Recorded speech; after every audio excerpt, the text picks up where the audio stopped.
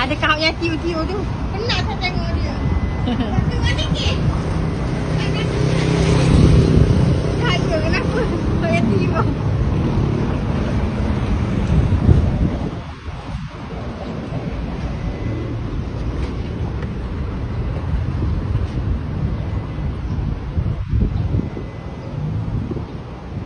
Masuk dalam drawbridge ni, nak pakai ni Ini apa?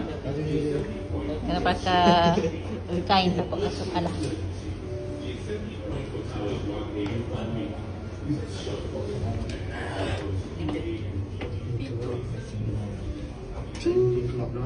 Okey. Oh, sekarang. Lawa, semua sama.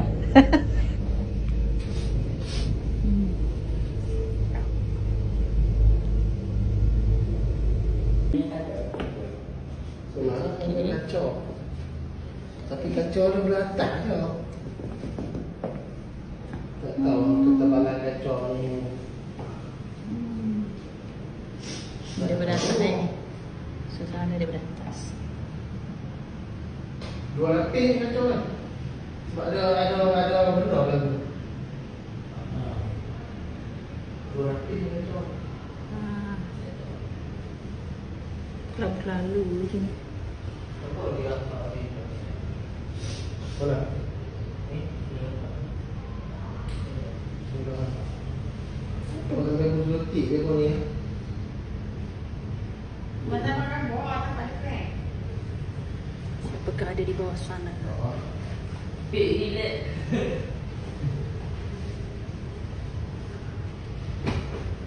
Okey. Okey, ni Arsyad, Pak Syafiq, Cik Cha, Syafiq, Umi Ha. Okey, ni atas drawbridge, tercermin kaca di drawbridge.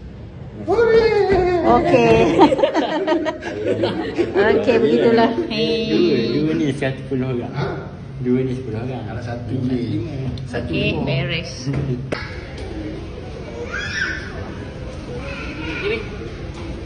Tengok orang ni main congkok kat sini.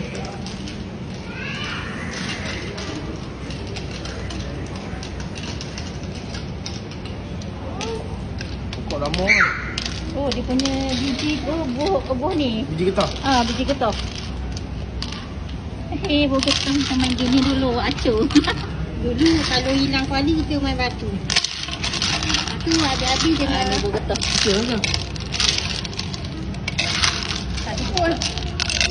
Ada buah dia punya ni dia dalam tu. Oh, dia punya ni dalam.